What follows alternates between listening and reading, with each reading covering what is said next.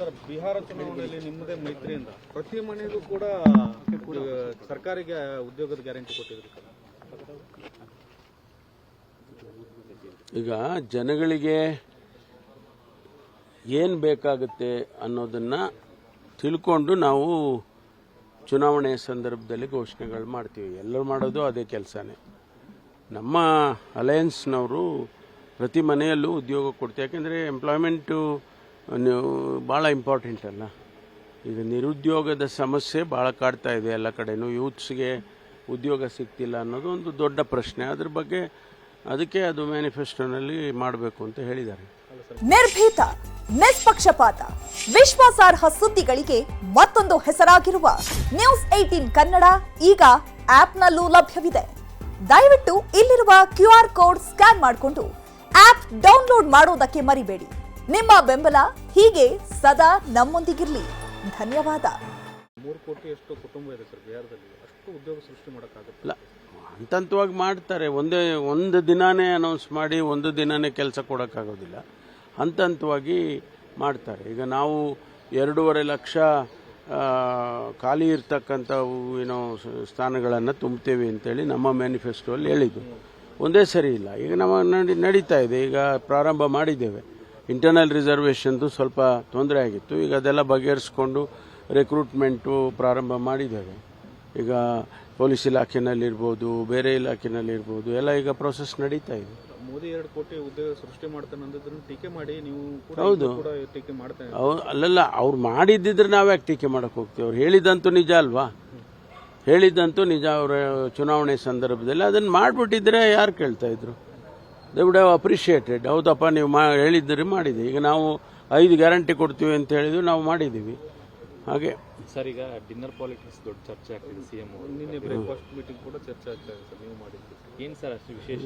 ಏನಿಲ್ಲಪ್ಪ, ನಿಮಗೆ ಯಾವ ಥರ ಕಣ್ಣಿಗೆ ಕಾಣಿಸುತ್ತಾ ಗೊತ್ತಿಲ್ಲ ನಮಗೆ. ನಾವು ನಾರ್ಮಲ್ ಆಗಿ ಅದೇನು ಮೊದಲನೇ ಸರಿ ಏನಲ್ಲ ಅದು. ಅನೇಕ ಬಾರಿ ನಾನು ಜಾರಕಿಹೊಳಿ ಮತ್ತು ಮಹದೇವಪ್ಪ ನಾವೆಲ್ಲ ಬೇಕಾದವರು ಸ್ನೇಹಿತರು ಏನೆಲ್ಲ ವಿಚಾರಗಳನ್ನು ಚರ್ಚೆ ಮಾಡುವಾಗ ಮೀಟ್ ಮಾಡ್ತೀವಿ. ಅದೇನು ಪೊಲಿಟಿಕಲ್ ಮೀಟಿಂಗ್ಸ್ ಏನಲ್ಲ ಅವೆಲ್ಲ. ರಾಜಣ್ಣ ಅವ್ರು ಯಾಕೆ ಮಿಸ್ ಆದ್ರಲ್ಲ ಸರ್? ರಾಜಣ್ಣ ಅವರು ಇಲ್ಲಲ್ಲ ಈಗ ಕ್ಯಾಬಿನೆಟ್ಟಲ್ಲಿ. ಅದಕ್ಕಾಗಿ ಅವರು ಕ್ಯಾಬಿನೆಟ್ ಮೀಟಿಂಗ್ ಇತ್ತು, ಕೆಲವು ಸಬ್ಜೆಕ್ಟ್ಸ್ಗಳು ಸೆನ್ಸಿಟಿವ್ ಇತ್ತು. ಹಾಗೆ ಮಾತಾಡ್ಕೊಂಡು ತಿಂಡಿ ತಿನ್ಕೊಂಡು ಹೋಗೋಣ ನಡೀರಿ ಅಂತ. It was a casual meeting. There is nothing to be. ಏನಿಲ್ಲ, ನಾವು ಬೇಕಾದಷ್ಟು ಮಾಡಿದೀವಿ. This is not the first time. Satish Jarkiholi ಮನೆಯಲ್ಲಿ ಮೀಟ್ ಮಾಡಿದ್ವಿ, ಮಹದೇವಪ್ಪನವ್ರ ಮನೇಲಿ ಮೀಟ್ ಮಾಡಿದ್ವಿ. ಅದೇನು ಹೊಸದೇನಲ್ಲ. ಇತ್ತೀಚೆಗೆ ಅದು ಸೈಲೆಂಟ್ ಆಗಿತ್ತು. ಬೇಡಿಕೆಗಳು ಒಂದು ಈಡೇರ್ತಾ ಇಲ್ಲ ಅನ್ನೊಂದು ಸರ್. ಯಾಕಂದ್ರೆ ನೀವು ಯಾರು ಹೇಳಿದ್ರು ಹಂಗಂತ? ಡಿಸಿಎಂ ಸ್ಥಾನಗಳು ಕೂಡ ಅಲ್ಲಲ್ಲ, ಯಾರು ಹೇಳಿದವ್ರು ಯಾರಂಗಂತ? ಅಲ್ಲ, ನೀವೇ ಸರ್ ಒತ್ತಾಯ ಮಾಡಿದ್ರಲ್ಲ ಡಿಸಿಎಂಗಳು ಬೇಕು ಅನ್ನುವಂಥದ್ದು. ನಾನೆಲ್ಲೇ ಹೇಳಿದ್ದೆ ನಿಮಗೆ? ಕೊಟ್ರೆ ಅಲ್ಲಲ್ಲ, ಕೊಟ್ರೆ ರೇ ಪ್ರಪಂಚ ಬೇಡಪ್ಪ. ಈಗ ಯಾರು ಹೇಳಿದ್ರೆ ಹೇಳಿ, ಸ್ಪೆಸಿಫಿಕ್ ಆಗಿ ನಾನು ಹೇಳ್ತೀನಿ. ಒತ್ತಾಯ ಅಂತ ಇತ್ತಲ್ಲ ಸರ್? ಒತ್ತಾಯ ಯಾರು ಮಾಡಿದ್ರು? ಸತೀಶ್ ಜಾರಕಿಹೊಳಿ ಗೊತ್ತಿಲ್ಲ ನನಗೆ. ಅವರು ಹೇಳಿರೋದು ನೋಡಿ, ಸತೀಶ್ ಜಾರಕಿಹೊಳಿ ಅವರು ಜನರಲ್ ಆಗಿ ಮಾತಾಡಿದ್ದಾರೆ. ನಾವೆಲ್ಲರೂ ಜನರಲ್ ಆಗಿ ಮಾತಾಡಿ, ಸ್ಪೆಸಿಫಿಕ್ ಆಗಿ ಹಿಂಗೆ ಆಗ್ಬೇಕು ಅಂತ ಯಾರಾದ್ರೂ ಮಾತಾಡಿದ್ರೆ ಅದು ಬೇರೆ ವಿಚಾರ. ಈಗ ನವೆಂಬರ್ ಕ್ರಾಂತಿ ಅಂತ ದೊಡ್ಡ ಚರ್ಚೆ ಆಗ್ತಿದೆ. ಪುನರ್ರಚನೆ ಆಗುತ್ತೆ ಅನ್ನುವಂಥದ್ದು. ಪುನರ್ರಚನೆ ಅದು ಎಲ್ಲ ಮುಖ್ಯಮಂತ್ರಿಗಳಿಗೆ ಕೇಳಬೇಕು. ಬಿಹಾರ ಚುನಾವಣೆ ಮುಗಿದ ಮುಖ್ಯಮಂತ್ರಿಗಳಿಗೆ ಕೇಳಬೇಕು. ಕ್ಯಾಬಿನೆಟ್ ರಿಷಫಲ್ ಇದೆಯಾ ಅವರನ್ನ ಕೇಳಿ, ಅಥವಾ ಯಾರಾದ್ರೂ ತಗೊಳ್ತೀರಾ ಇಂಥವ್ರನ್ನ ಅದೆಲ್ಲ ಅವ್ರಿಗೆ ಕೇಳಿ. ಸರ್, ಹೈಕಮಾಂಡ್ ಏನಾದ್ರು ಸಚಿವರ ಮೌಲ್ಯಮಾಪನ ಆ ಥರದ್ದು ಏನಾದ್ರು ಮಾಡಿದ್ಯಾ ಸರ್? ಇಲ್ಲಪ್ಪ, ಆ ರೀತಿ ಏನು ಕಾಣಿಸಿಲ್ಲ.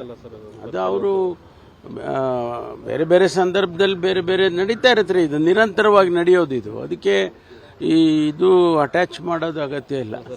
ನವೆಂಬರ್ ಕ್ರಾಂತಿಯಲ್ಲಿ ಸಚಿವ ಸಂಪುಟ ವಿಸ್ತರಣೆ ಎಲ್ಲಿದೆ? ಯಾರು ಹೇಳಿದ್ರು ನವೆಂಬರ್ ಕ್ರಾಂತಿ? ನಿಮ್ಮ ಮಿನಿಸ್ಟರ್ಗಳೇ ಮಾತಾಡ್ತಾರೆ. ನಮ್ಗೆ ಗೊತ್ತು.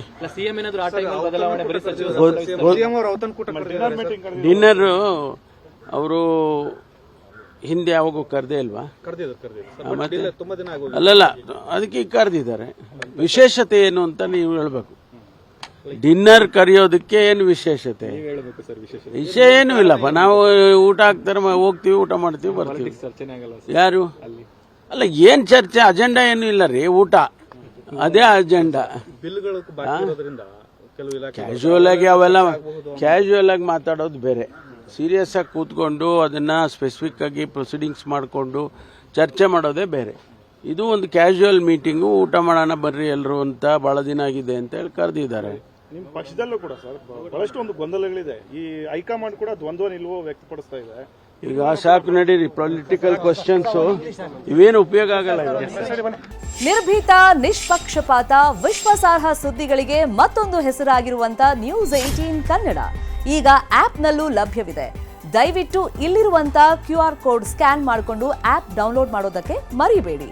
ನಿಮ್ಮ ಬೆಂಬಲ ಹೀಗೆ ಸದಾ ನಮ್ಮೊಂದಿಗಿರಲಿ. ಧನ್ಯವಾದ.